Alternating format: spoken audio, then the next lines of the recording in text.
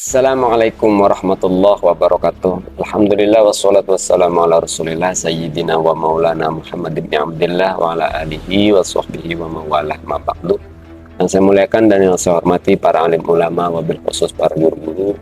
Yang saya muliakan dan yang saya hormati seluruh umat Islam yang menyaksikan video ini.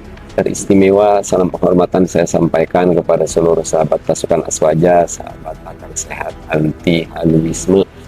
Tidak ketinggalan pula salam penghormatan saya sampaikan kepada Kang Yai Maulana Ishak. Kesempatan kali ini memang saya ingin menanggapi cerita beliau yang mengaku bermimpi bertemu dengan baginda Nabi Muhammad SAW sampai 25 kali. Pertanyaannya, apakah benar mimpi itu terjadi? Saya sebagai penyimak masih mempercayai mimpi itu terjadi kepada Kang Yai Maulana Ishak. Namun, apakah saya mempercayai tokoh yang dijumpai oleh Maulana Ishak di dalam mimpi adalah baginda Nabi? Itulah yang ingin kita bahas pada kesempatan kali ini. Jadi langsung saja tanpa babi bu, berbicara tentang mimpi dengan baginda Nabi, pasti semua akan berlandasan atau mengambil dalil dari hadis Nabi Muhammad SAW, man ra'ani fil manami fasayaroni fil yaqub fa inna syaitana la yatamatsalu. Hadis ini banyak, matan hadisnya banyak. Ada yang wala yatamatsalu syaitanu bi, ada yang matan hadisnya fa inna syaitana la yatakawwanuni, ada yang redaksinya la yatazayabi, ada yang redaksinya innahu la yanbaghi lisyaitani ayyatamatsala fi surati, ada yang redaksinya fa innahu la yanbaghi lisyaitani ayyatasabbaha bi. Jadi banyak matan hadis. Alhasil, bisakah Nabi Muhammad SAW berjumpa dengan umatnya melalui mimpi? Maka jawabannya bisa berdasarkan hadis ini. Namun yang jadi persoalan, perhatikan di beberapa matan hadis, la yanbaghi lisyaitani ayyatashabbaha bi la yatamatsalu bi. Jadi yang tidak mampu dilakukan oleh setan itu menyerupai wujud Nabi. Kenapa demikian? Karena Islam akan hancur dan bahaya kalau setan bisa menyerupai Nabi. Sekarang kita mundur ke belakang. Misal ketika masa baginda Nabi Muhammad SAW. Kalau setan bisa menyerupai Nabi, maka bahaya. Misal ketika Nabi di Mekah, maka setan akan menemui sahabat Nabi, menyerupai Nabi Muhammad, lalu menemui sahabat yang di Madinah. Begitupun sebaliknya. Maka karena sahabat, jika melihat wujudnya wujud Nabi, maka akan pasti sami'na wa ata'na. Nah, hancurlah Islam kalau setan bisa menyerupai wujud Nabi Muhammad. Bahkan saya berasumsi dari beberapa hadis ini, matan hadis ini, bisa jadi yang tidak mampu diserupai setan juga tidak hanya baginda Nabi Muhammad SAW, tapi juga Nabi yang lain. Bahkan di dalam kitab Ahkamil Marjan fi Ahkamil Jan itu ada keterangan setan juga tidak mampu menyerupai Abi Bakar radhiyallahu anhu. Tapi yang paling kuat kan tidak bisa menyerupai baginda Nabi Muhammad SAW. Karena itu konsekuensinya berat kalau setan bisa menyerupai wujud ataupun rupa baginda Nabi Muhammad SAW.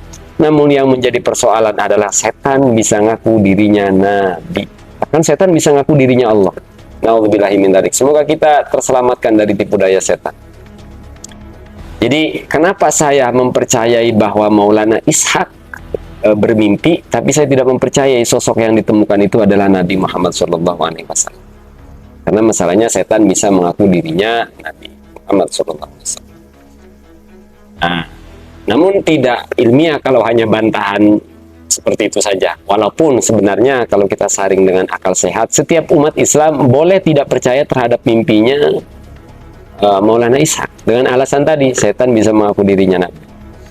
Saya akan kutipkan sedikit panjang, tapi saya ambil poin pentingnya saja. Di dalam Fathul Bari, juz ke-12, halaman 384. Ibnu Hajar menjelaskan, in ro'ahu muqbilan alaihi masalan fa huwa khairun lirro'i wa fihi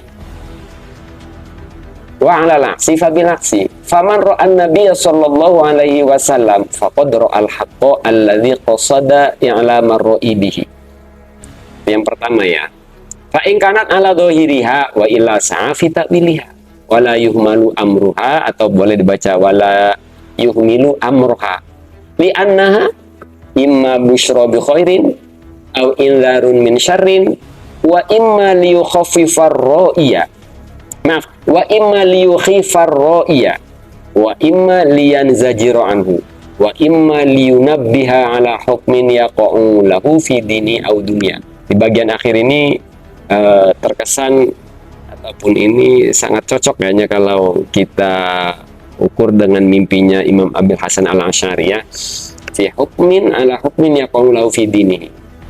Jadi mimpi bertemu Nabi itu justru dari 5 poin di sini. Perhatikan, busyra bi khairin, indarun min syarrin. Ke siapa ini? Di depannya diperkuat liyukhifar ro'iyah. Nabi memberi peringatan kepada orang yang mimpi. Aulian zajiro anhu, agar orang tersebut terhindar dari suatu perbuatan. Wa imma liyunabbiha ala hukmin yaqaulahu fi dinihi aw dunya. Justru seandainya itu mimpi bertemu benar Nabi, maka pesan di dalam mimpi itu ya untuk Maulana Isa, bukan untuk pabrik. Bahkan apalagi sampai untuk menjustifikasi bahwa habaib bukan dzurriyyah Nabi Muhammad SAW. Ini sangat mengerikan. Coba perhatikan di bagian jangan mengaku-ngaku itu ya. Mestinya itu diaplikasikan untuk Maulana Ishaq dan untuk orang-orang di barisannya Maulana Ishaq. Mestinya. Itu. Masa iya misalnya begini. Nabi Muhammad SAW akan menyerahkan sebuah keputusan besar kepada Maulana Ishaq melalui mimpi.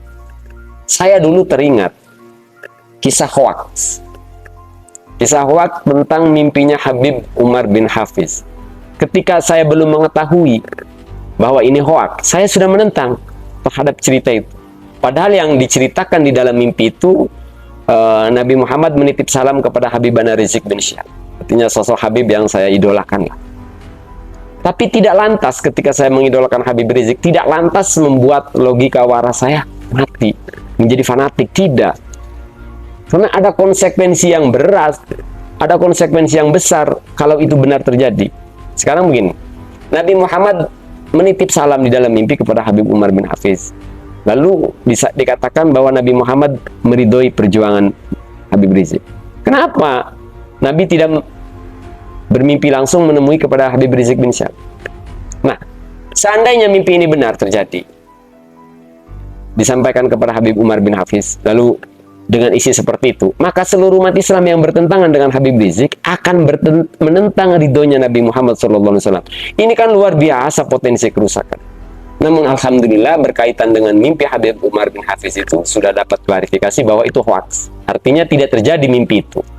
Bisa jadi kita husnudzon Habib Umar bin Hafiz mimpi bertemu Nabi dalam kisah yang lain dan mungkin beliau tidak mau menceritakan. Kira-kira seperti itulah contohnya. Maka alhamdulillah dulu itu walau kita tidak percaya dengan mimpi itu, kita tidak sampai mengkritisi Habib Umar bin Hafiz. Kenapa? Karena saya tidak mendengar langsung bahwa Habib Umar bin Hafiz menceritakan mimpi tersebut. Nah, kali ini menarik. Yang menceritakan langsung adalah pelaku mimpi tersebut. Sementara kemungkinannya itu besar seandainya pun itu adalah baginda Nabi Muhammad SAW. Mestinya itu yang lebih berhati-hati adalah orang yang bermimpi, gitu. Itu yang pertama tanggapan saya dari kitab Fathul Bari. Kemudian saya juga ingin mengutip apa yang disampaikan oleh Imam Ibnu Katsir rahimahullah. Wattafaqu anna man naqala anhu sallallahu alaihi wasallam haditsan fil manami annahu la yu'malu bihi li'adami ad-dabti fi riwayatir ra'i fa innal manama mahallun fihi tad'afu fihi ruhu wa dabtuha. Jadi menurut Imam Ibnu Katsir, para ulama bersepakat bahwa orang yang mengutip hadis dari mimpi, maka annahu la yu'malu bihi, tidak bisa diamalkan, apalagi untuk dijadikan legitimasi pada sebuah keputusan besar berkaitan nasab. Li'adami ad-dabti, apa alasannya? Li'adami ad-dabti fi riwayatir ra'i, karena tidak adanya kepatenan di dalam cerita orang yang mimpi tersebut. Alasannya yang kedua, fa innal manama mahallun fi tad'afu fi ruh, di dalam mimpi roh menjadi lemah. Itu kawan-kawan yang dirahmati Allah Subhanahu wa taala, tanggapan saya kepada mimpi Maulana Ishaq. Sebenarnya saya pengen ngegas sih. Cuma karena ini video tanggapan ini perintah dari guru saya, maka saya tidak bisa ngegas.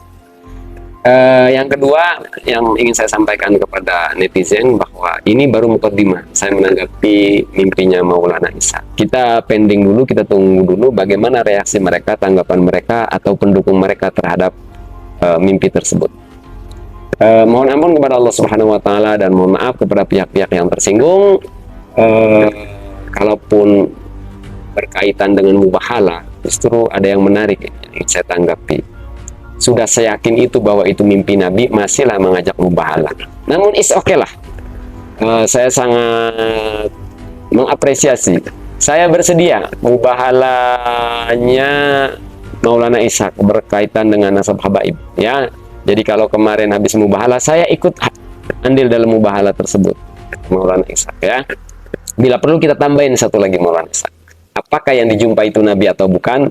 Kira-kira seperti itu. Namun singkatnya, saya siap bermubahalah secara pribadi dengan Maulana Ishaq. Hadanallahu wa iyyakum ajma'in wal afu minkum. Wassalamualaikum warahmatullahi wabarakatuh.